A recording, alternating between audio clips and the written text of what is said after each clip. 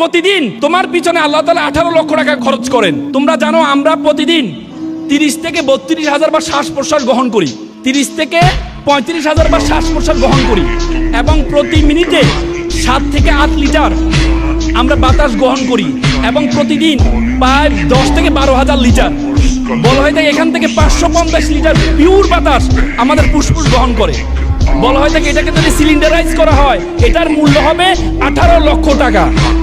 তার মানে প্রতিদিন তোমার পিছনে আল্লাহ তাআলা 18 লক্ষ টাকা খরচ করেন। তো তুমি মনে করো আল্লাহ তাআলা তোমাকে অনর্থক সৃষ্টি করেছেন?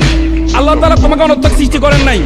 তোমার মন খারাপ, তুমি একটু দেখতে কালো, তুমি একটু খাটো, তোমাকে আল্লাহ তাআলা অনর্থক সৃষ্টি করেছেন? নো, আল্লাহ তাআলা বলেছে ওয়া মা খালাকনাস সামাউ ওয়াল আরদা, আমি আসমান এবং জমিনে যা কিছু সৃষ্টি করেছি, ওয়া মা বাইনাহুমা বাতিলান, আমি কোনো কিছু অনর্থক সৃষ্টি করিনি। আল্লাহ তাআলা তোমাকে অনর্থক সৃষ্টি করে নাই। আল্লাহ তাআলা তোমাকে এমন একটা কাজের জন্য সৃষ্টি করেছে, সেই কাজ পর্যন্ত তুমি যেতে পারো নাই বলে তুমি মনে করো আল্লাহ তাআলা তোমাকে অনর্থক সৃষ্টি করেছেন।